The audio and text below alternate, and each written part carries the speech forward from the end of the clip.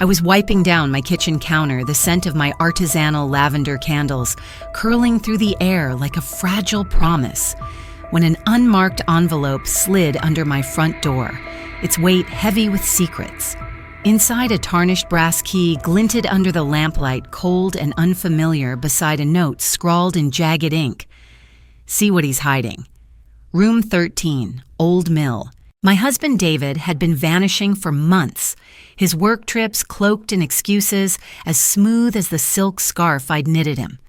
That key led me to an abandoned warehouse on the edge of Nashville, where I unlocked a door to a nightmare, a room dripping with fresh blood and chunks of flesh animal I prayed, sculpted into a grotesque heart, with Lila carved in crimson, the name of his lover. A fanatic who'd turned her obsession into this horrific shrine to their affair. My stomach lurched, my hands shook, but a rage ignited in me, burning fiercer than the hell I'd just stepped into a fire. No madness could douse. 6 years of marriage pouring my soul into raising our daughter. Sophie building my candle business from a garage into a Nashville cornerstone, dreaming of family retreats in our Smoky Mountain cabin, obliterated by a key that unlocked not just David's infidelity, but a depravity I couldn't fathom. How could David, the man who'd cradled Sophie through her first fever, entangle himself with a woman whose love was etched in blood and slaughter? Why did Lila, this deranged artist, believe she could defile my life with her macabre creation and claim my husband as her muse? And the question that seared my core, did they truly think I Claire? The woman who'd forged an empire from wax and grit would cower, collapse, or fade into the shadows of their twisted tableau, Claire. 36. And that night, as David and Lila wove their sick fantasy in that blood-soaked room, I wasn't breaking. I was forging a plan, my fingers clutching that key like a weapon, my mind sharpening for a battle they'd never see coming. This isn't just a tale of a cheating husband or a scorned wife. It's the story of a woman who walked into a nightmare, stared into a monster's art, and turned their depravity into her fiercest triumph. Want to know how I made them pay for every drop of that blood? Stay with me. This is the fight of my life, and it's only just begun.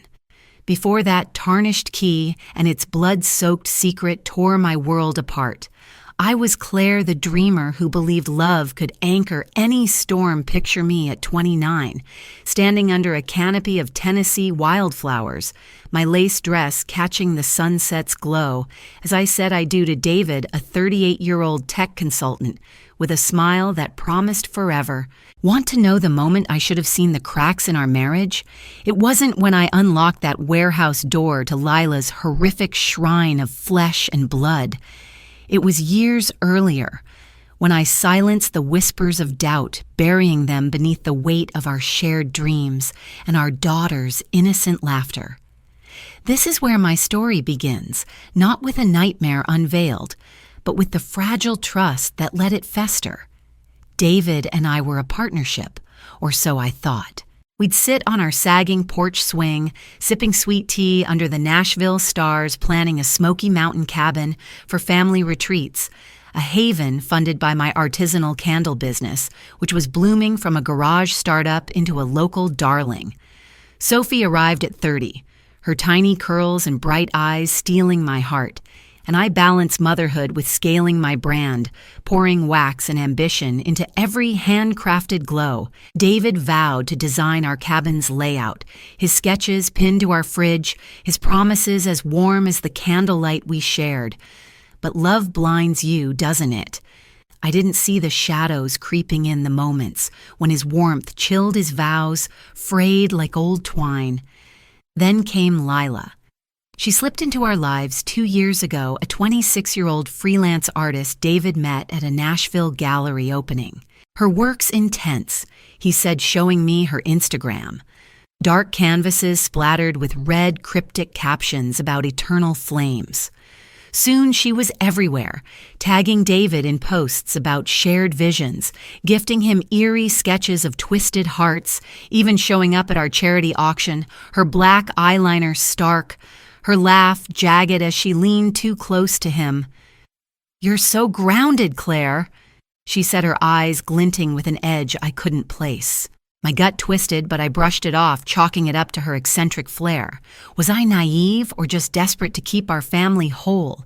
I told myself it was nothing, that David's late-night client meetings were just work, that Lila was just a colleague with a flair for the dramatic. Love makes you excuse too much, doesn't it? By 2024, the fault lines were glaring. David's meetings bled into weekends, his phone locked with a passcode he wouldn't share. He'd return home with a faint metallic scent, not cologne, but something raw, unsettling. His excuses, paper thin. "Just a long day," he'd mutter, avoiding my gaze. Sophie's bedtime stories fell to me, the cabin sketches curling at the edges forgotten. Lila's Instagram grew darker, posts of blood-red paint bones and captions like "Love demands sacrifice." One photo showed her near our cabin's lake, David's silhouette in the background. My sister Emily urged me, "Check his phone, Claire." But I didn't. I clung to the memory of David's hand cradling Sophie, his voice calling me his muse. Why did I let those whispers of dread fade? Was I too consumed by Sophie and my business, or too terrified to face what lay beneath? Looking back, I see it now. Every locked screen, every metallic whiff, every cryptic post from Lila was a thread in the nightmare they were weaving. I should have heeded the unease in my gut, the chills that pricked my skin each time Lila's name surfaced. This isn't just about a marriage buckling under secrets. It's about the moment I learned trust can be a cage, and how I swore never to be trapped again. Ready to see how those whispers turned into a scream. The horrors just beginning stay with me. The truth didn't burst forth like a storm. It crept in, silent and sinister, on a muggy Tennessee evening as I stepped onto my porch to water my ferns. An unmarked envelope lay there, its edges crumpled as if shoved in haste. My fingers brushed its rough surface, and a chill prickled my spine, unseasonal and sharp. Want to know the moment I glimpsed the darkness lurking in my marriage? It wasn't when I faced Lila's blood-soaked shrine, or even when David's lies unraveled. It was that night, with a tarnished brass key in my hand, when I realized the man I loved was tangled in a web far more twisted than infidelity. This is where I stopped being the trusting wife and started chasing a truth that would haunt me. The envelope held a single key, its surface pitted with age, and a note scrawled in jagged ink. "Room 13, Old Mill, see his truth." My heart thudded a drumbeat of dread as I clutched the key, its edges biting into my palm. David was working late again, his third night that week, his phone silent despite my texts. Sophie was asleep upstairs, her lullaby humming through the baby monitor, but I couldn't wait. I sat at my kitchen table, the glow of my laptop casting shadows, and hacked into David's email, a skill I'd learned after his passcode secrecy began. They're buried in a folder labeled "Work were messages from Lila." "Our bond is eternal, David. She can't hold you." Her words were feverish, obsessive, laced with references to sacrifices and art that bleeds. A hidden drive revealed photos David and Lila at a gallery, her eyes wild, clutching a canvas, streaked with what looked like blood. My breath caught. Was this a cruel prank, or had I married a man entwined with a monster? I stood frozen in that kitchen, the lavender scent of my candles now cloying, suffocating as my mind raced through every ignored sign. Lila's auction. Smirk. David's metallic scent, the way he'd flinched when I mentioned her posts. Was I unraveling, or was the truth finally clawing free? I called my sister Emily, who answered with a yawn, her voice grounding me. "Claire, you're overthinking," she said, sipping tea on her end. "David's just busy and Lila's artsy." But her words felt like sand against the granite of those emails, those photos. This wasn't a fling. It was a descent into something dark, something that threatened Sophie's world, my world, the cabin we'd dreamed of as a family. I wasn't just losing my husband. I was staring into a void where love had warped into obsession. I didn't scream, I didn't cry. Instead, I saved every email, every photo, my hands trembling but precise, as if each click stitched my fracturing world back together. That night, with Sophie's monitor glowing softly, I opened a notebook I'd used for candle recipes and turned it into a ledger of betrayal. Every message, every cryptic caption from Lila's Instagram, every late-night excuse David fed me. I wrote it all down my pen, a blade carving clarity from chaos. Was I becoming a detective in my own life? Maybe, but I'd rather hunt the truth than be its prey. This wasn't just about catching a cheater. It was about shielding my daughter, my business, my heart from a darkness I'd only begun to fathom. Want to know what I found when I followed that key? The nightmares just starting stay with me. I thought Lila's obsessive emails were the worst of David's betrayal, a wound deep enough to scar my trust forever. But I was wrong. The true horror waited in room 13 of the old mill, where that tarnished brass key unlocked a nightmare that would haunt my dreams. Want to know the moment I saw the full depravity of their affair? It wasn't a confession or a fleeting glance. It was a room drenched in blood and flesh, a grotesque monument to their twisted love, crafted by a fanatic who thought she could erase me. This is where David's lies became a scream, and I chose to wield my rage like a blade, not a burden. I'd left Sophie with my sister Emily, her lullaby still echoing in my mind as I drove to the abandoned warehouse, the key heavy in my pocket, its edges biting into my palm. The old mill loomed under a moonless sky, its broken windows like hollow eyes, the air thick with decay. Room 13's door groaned as I turned the key, releasing a stench that clawed at my throat, raw, metallic, alive. Inside the walls were smeared with fresh blood chunks of flesh animal. I prayed my stomach churning, arranged in a grotesque heart. The word Lila carved in crimson slashes, entwined with David in a macabre embrace. A note pinned to the wall, its paper stained, red. Our love is eternal. Claire's is dust. And there in the center of the gore lay David's scarf, the one I'd knitted for our 5th anniversary soaked in blood, a silent confession of his complicity. My knees buckled, but my rage roared a fire that burned through the nausea, the fear, the betrayal. I stood frozen in that slaughterhouse of obsession, the flickering, fluorescent light casting shadows that danced like specters, the blood's coppery reek choking my lungs. My mind spiraled, Lila's wild-eyed gallery photos, David's metallic scent, the way he dismissed my questions about her art. How had I been so blind? This wasn't just an affair, it was a descent into madness, a violation that defiled our Smoky Mountain cabin, dreams, Sophie's future, my very soul. I called Emily, my voice shaking as I whispered, "It's worse than I thought." She urged me to leave her voice tight. "Claire, get out now." That sounds unhinged. But her words couldn't pierce the resolve hardening in me. This was no longer about saving a marriage. It was about protecting my daughter from a man who'd let a monster paint her world in blood. I didn't flee. I didn't scream. Instead, I snapped photos of the room, the heart, the note.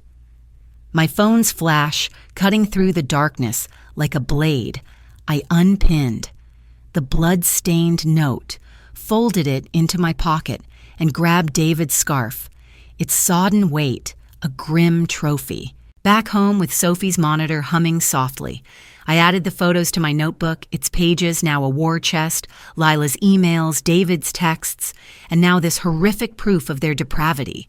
Was I staring into the abyss, or was I forging a weapon from it? Maybe both, but I'd rather face the horror than let it consume my family. This wasn't just about uncovering a betrayal. It was about arming myself for a fight against a darkness that threatened everything I loved. Want to know how I turned their nightmare into my power? The battle's just ignited. Stay with me. David's scarf soaked in the blood of Lila's horrific shrine wasn't just proof of his betrayal. It was the spark that ignited my rebellion. As I stood in my kitchen, the stench of that warehouse still clinging to my skin, I realized he and his fanatic lover thought they'd broken me. They were wrong. Want to know the moment I turned their nightmare into my battleground? It was that night in the flickering light of my office when I shed the cloak of the trusting wife and forged a case as unyielding as the mother I'd become for Sophie. This is where I drew my line. Building a fortress of evidence to protect my daughter, my business, and my future from their depravity. I sat at my desk, rain streaking the window like the tears I refused to shed. Sophie's baby monitor humming softly, her gentle breaths a reminder of what was at stake. My artisanal candle business's profits, $150,000, sat in a joint account David could still access. I opened my banking app, heart hammering, and transferred every cent to a new Wells Fargo account locked behind a password he'd never guess. My startup's funds kept separate since I'd launched from my garage where my bastion, a lesson I'd learned from a friend who'd lost her bakery in a divorce. Every click was a defiance, a vow to shield Sophie's future. Was I being ruthless? Maybe. But a man who lets his lover carve her obsession in blood doesn't deserve an inch of mercy. Next, I called Rachel, my lawyer, a divorce specialist who'd saved a colleague's estate from a cheating ex. Her office, lined with legal tomes and a ticking grandfather clock, felt like a command center. Tennessee's fault-based divorce laws, reward evidence. Rachel said, her voice crisp as she tapped her pen, "Your photos, emails, and that scarf, they're dynamite. Dig deeper. Get her history." I sent her the warehouse images, blood-smeared walls, the carved Lila plus David, along with Lila's feverish emails and David's dismissive texts. Then I hired a private investigator, a grizzled ex-cop named Tom who traced Lila's past arrests for vandalism in 2020, a dismissed animal cruelty charge in 2022, and a restraining order from a former gallery owner. My stomach twisted.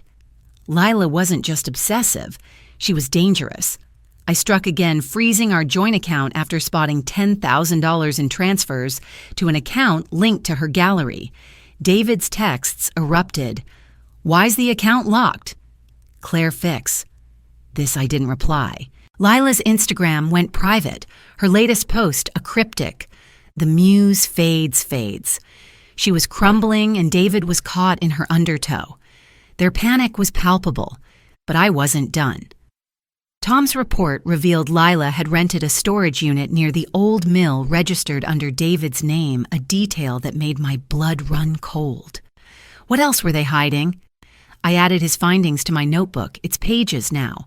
A war arsenal emails photos, the blood-stained notebank records, and Lila's rap sheet. Claire's texts came too pleading. "You're overreacting." Claire David's just stressed. Overreacting. To a room of flesh and a lover with a history of cruelty. My resolve hardened. Every piece of evidence was a brick in the wall I was building to protect Sophie. Was I becoming a warrior in my own story? Damn right, I wasn't just fighting for my business or my cabin. I was fighting for a future where no one could threaten my daughter's safety. I'm Claire. And that night, as David and Lila scrambled in their unraveling chaos, I wasn't just building a case. I was reclaiming my power. Every screenshot, every call was a step toward dismantling their twisted world. This isn't about revenge. It's about a woman who faced a nightmare and forged a shield from its shadows. And the war was just heating up. Want to see how their darkness began to crack? The reckoning's coming. Stay with me. I'd struck first, freezing David's accounts, arming my lawyer with photos of Lila's blood-soaked shrine, and unearthing her criminal past with a private investigator's help. But the true victory was watching their twisted world fracture under the weight of their own lies. 10 weeks after that key unlocked Room 13's horror, I saw the cracks widen in a Nashville gallery where Lila's carefully curated mask was slipping. Want to know the moment their depravity began to bleed into the open? It wasn't a courtroom or a confrontation. It was the wild panic in Lila's eyes, the tremor in her blood-stained art that screamed their empire of obsession was collapsing. This is where the tension soared, and I glimpsed the chaos behind their betrayal. I was at the Riverfront Gallery meeting a client over Pinot Noir and bruschetta when I spotted her across the room. Lila once a vision of calculated artistry. Black eyeliner, sharp leather jacket, pristine, looked unmoored, her hands twitching. Her crimson lipstick smudged like a wound. Her laughter, once piercing, faltered as she glanced at her phone. Her gaunt face lit by the screen's glow, I slipped behind a sculpture unnoticed and overheard the gallery whispers a local true crime blog had leaked my warehouse photos, anonymously posted tying Lila to the Bloodroom scandal. Her past arrests, vandalism, animal cruelty were splashed across X, her clients and patrons fleeing. Her Instagram, once a parade of dark canvases and cryptic captions, was deleted. Her last post, a blurry sketch of a bleeding heart captioned, "The Muse betrays, betrays." She was drowning in her own madness, and David's dwindling funds couldn't keep her afloat. David was fracturing too. My barista, Jess, who'd served him lattes for years, overheard him arguing with Lila outside a dive bar. "You promised this was art," he snapped his voice. Ragged. Lila's reply was venomous. "You promised me freedom, David, freedom." The man who'd let her defile our cabin dreams with blood was buckling under her obsession. His family, once charmed by Lila's flair, recoiled. His brother Tom called me voice heavy with shame. "We thought she was eccentric, Claire," he said, choking on his words. David swore she was harmless, but that room, he lied to us. Their regret didn't erase their dismissal of my warnings, but it stoked my resolve. Their shame was proof I wasn't the paranoid wife they'd painted me as, but the real bombshell came from Rachel, my lawyer in her sleek Nashville office, the city's neon skyline pulsing beyond her glass walls. She slid a folder across her desk, her eyes narrowing. Lila used David's money to lease a slaughterhouse outside town, she said likely for her art. And David. He co-signed hiding it through a shell company. My breath caught the weight of their depravity sinking in. They hadn't just betrayed me, they'd built a secret empire of blood, thinking I'd never uncover it. I added the lease to my notebook, its pages, a vault of evidence. Lila's emails, warehouse photos, David's texts, and now proof of their financial conspiracy. Was I savoring their collapse? No. I was fortifying a case that would bury their madness, my heart steady as their lies began to implode. I'm Claire, and that week, as Lila's obsession bled into public view and David's world cracked, I wasn't just watching their ruin, I was sharpening my blade. Their betrayal had given me the tools to dismantle their nightmare, and I was ready to strike. This isn't about gloating over their fall. It's about a woman who turned their darkness into her strength, and the battle was far from won. Want to know how I brought their lies to their knees? The showdown's coming. Stay with me. The courtroom air was thick, heavy with the scent of waxed oak and the weight of justice poised to strike. I sat clutching my notebook. Its leather spine creased from months of sleepless nights, my heart a steady pulse as I faced the moment I'd forged in fire. Want to know when David and Lila's twisted empire of blood and lies finally crumbled? It wasn't in a gallery or a blog post. It was here under the judge's unyielding stare, where my evidence ripped their madness to pieces. This is the showdown that reclaimed my life, where the truth I'd etched into these pages became a sword, and I swung it with the strength of a mother who'd never break. I sat upright, my navy suit crisp, My gaze locked on David and Lila across the aisle. David's cheap blazer hung loose, his eyes darting with a flicker of the charm he'd once wielded, now dimmed by desperation. Lila, in a faded black dress, her eyeliner smudged, twitched like a caged animal, her wild intensity dulled by the courtroom's glare. My lawyer, Rachel, stood like a general, her voice cutting through the silence.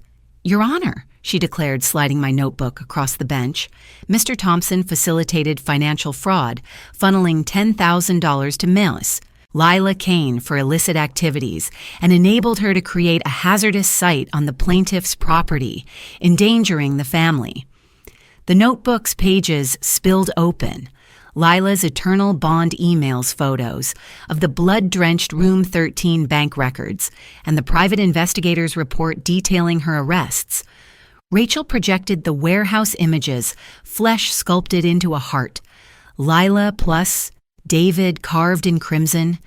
The courtroom gasped, a wave of shock rippling through. Could they have sunk this low? Lila shattered first. Her fingers clawed at her dress as Rachel displayed the slaughterhouse lease co-signed by David through a shell company. David's lawyer, a flustered man with a crooked tie, stammered. My client was coerced by Miss Kane's influence. Coerced. Rachel's eyes flashed. Coerced. She retorted, her tone razor sharp. "Then explain this." She played David's text, "You're too serious, Claire." "Lila's alive. She creates." The judge, a woman with silver hair and a gaze like steel, leaned forward, her pen pausing. "Creation doesn't justify fraud or endangerment, counsel." My chest swelled, not with vengeance, but with a quiet victory, a mother's triumph for Sophie. Their lies were unraveling stitch by stitch before a packed courtroom, every gasp from the gallery, a chord in their requiem. David tried charm. Next, his voice slick with panic. "Your Honor, I supported Claire's candle business. It was our dream. Our dream. The empire I'd built from a garage. While he scoffed, it was a hobby. Rachel was ready. Here's the incorporation paperwork," she said, slamming documents down, solely in Ms. Bennett's name, funded by her profits, the Smoky Mountain cabin. Same her money, not joint. The judge's eyes narrowed at David. "You've misappropriated funds and enabled criminal activity. Mr. Thompson, Ms. Kane's actions on the property warrant separate charges." Lila's face crumpled her dress, a stark contrast to the courtroom's sterile light. David's hands shook, his charm dissolved. Was this the moment they saw their blood-soaked fantasy end? The gavel fell like a thunderclap. The court finds clear evidence of fraud and reckless endangerment. The judge pronounced, "Mr. Thompson, repay the $10,000 within 30 days. Ms. Kane, you face animal cruelty and public safety charges. The cabin and business remain Ms. Bennett's. All joint assets are frozen." David stammered, "But I don't have it." The judge's voice was iron, then face contempt. Sir Lila's sob tore through the room, a raw, broken wail that echoed off the marble. I sat still, my face composed, but inside a blaze of triumph roared not for their ruin, but for Sophie's safety. My business's security, our cabin's sanctity. Their madness lay in ashes. My truth stood tall. I'm Claire. And that courtroom wasn't just a trial. It was my liberation. While David and Lila faced the wreckage of their obsession, I walked out with my notebook as my shield, my resolve as my crown. This isn't about their collapse. It's about a woman who turned a nightmare into a victory, and the fallout was just beginning. Want to know what became of their broken world? The aftermath is next. Stay with me. The courtroom's gavel had struck like a lightning bolt, shattering David and Lila's blood-soaked world into fragments. I stepped out of that marble hall, my heels echoing on the polished floor, the weight of their betrayal lifting like fog, burned away by a Tennessee dawn. Want to know what became of the duo who thought they could defile my cabin, my daughter's future, and my life with their grotesque shrine? Their collapse wasn't just a legal defeat, It was a public unraveling, a descent that stripped them bare and left me standing taller, clearer, free. This is the aftermath where their madness crumbled to dust, and I found the clarity to rebuild on my own terms. I stood on the cabin's porch a week later, the smoky mountain air sharp with pine, Sophie's laughter dancing as she twirled through the grass, her curls catching the sunset's glow. Whispers from Nashville's true crime circles painted a grim picture. Lila, her obsessive artistry exposed by that leaked blog, had fled to a nowhere town in Arkansas. Her gallery shuttered her blood-streaked canvases, seized as evidence. A viral ex-post from a former client branded her a psycho who painted with death. Her last trace was a grainy Reddit thread, her face haggard captioned, "The muse is gone. Gone." She'd built her madness on my stolen $10,000, and now that foundation had imploded. David was no better. Fired from his tech firm, his reputation gutted by fraud charges, he'd slunk into a rundown apartment off Murfreesboro Pike, his tailored suits traded for thrift store flannel Jess. My barista saw him at a gas station, his eyes sunken, muttering about starting fresh. Fresh. The man who'd let Lila carve our dreams in blood was a husk, his charm buried under the wreckage of his lies. Their ruin wasn't just financial, it was deeply personal. Sophie now clung to me during our cabin nights, her voice small as she asked, "Why's Daddy gone?" I held her tight, promising a future untainted by David's choices. His family, once dazzled by Lila's flair, turned their backs. His brother Tom sent a letter, his handwriting shaky. "We bought David's story, Claire," he wrote. "He said you were distant. Lila was his spark. We were wrong. I'm sorry. Sorry couldn't mend the nights. I doubted myself, but it fueled my fire." Then came Lila's move, a voicemail slipping through my blocked filters, her voice cracked and hollow. "David was my muse," she whispered. "I thought he'd save me. I'm sorry. Sorry." After her shrine of flesh, her theft, her madness, I deleted it. My fingers steady her words, no heavier than the pine needles drifting past my porch. I could have reveled in their downfall. David's bleak apartment, Lila's exile. But I didn't. Instead, I stood in my coffee shop the next morning, the aroma of roasted beans and lavender candles wrapping me like a shield, watching customers linger over my handcrafted blends. Their betrayal hadn't shattered me. It had set me free. I wasn't the naive bride who'd ignored Lila's gallery glare, nor the wife who'd excused David's metallic scent.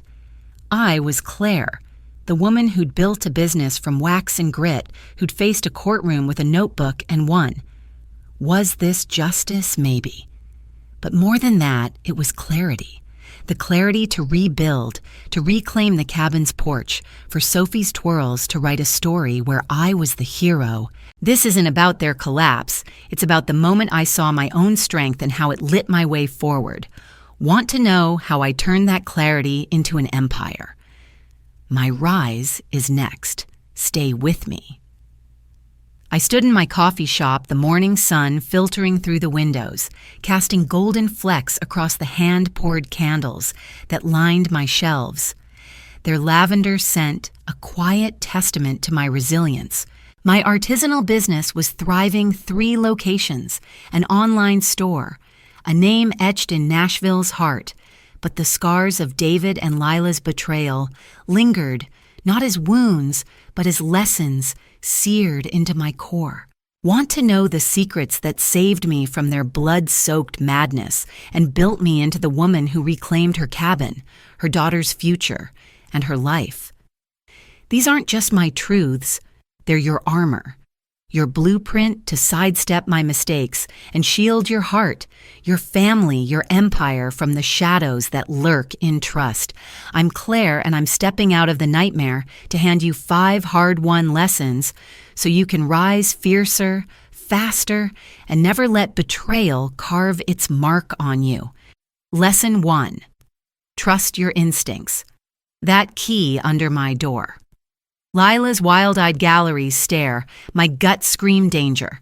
But I drowned it out, swayed by my sister Emily's voice. "You're overthinking, Claire." I was taught to doubt to bury instincts for the sake of harmony. Don't. My barista Jess ignored her fiancé's secretive calls and lost her car when he fled with her savings.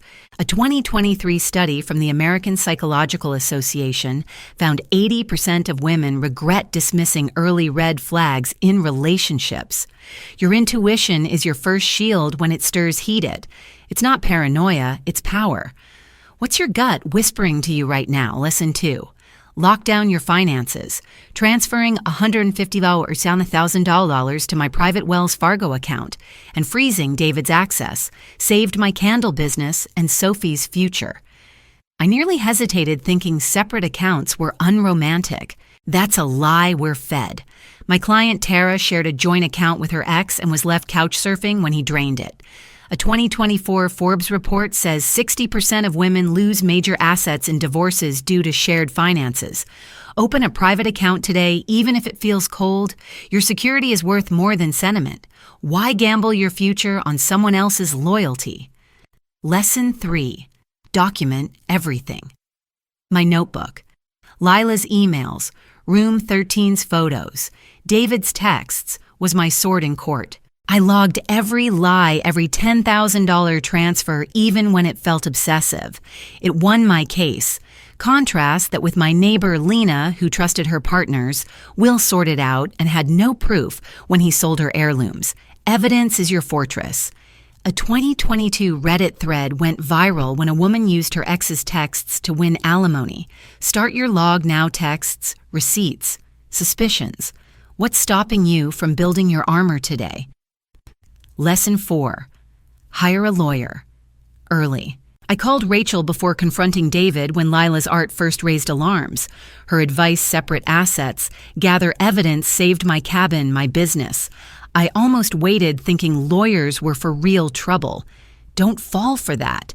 A 2024 TikTok trend showed women losing homes by delaying legal help. My friend Maria waited too long and lost her retirement fund in a divorce. An hour with a lawyer can save years of regret. Why wait for the nightmare to strike when you can build your defense now? Lesson 5. Turn pain into power. David and Lila's betrayal could have crushed me, but I channeled it into my business's growth, my cabin's reclamation. My fight for Sophie, every scar became a cornerstone of my empire. I think of my mentor, Carla, who turned her own heartbreak into a Nashville bakery chain. Pain isn't your end, it's your spark, but it's a choice, a customer. Ellie stayed in a toxic relationship, letting pain define her until my story inspired her to leave. Will you let betrayal dim your light, or will you let it fuel your fire? Choose now because your strength is waiting. I'm Claire. And these lessons aren't just my salvation. They're your war cry. David and Lila thought they'd bury me in their blood-soaked madness, but they only lit a flame that burns brighter today. Now I'm inviting you to join me on TPT Affair Stories, my YouTube channel, where every video is a torch for your comeback.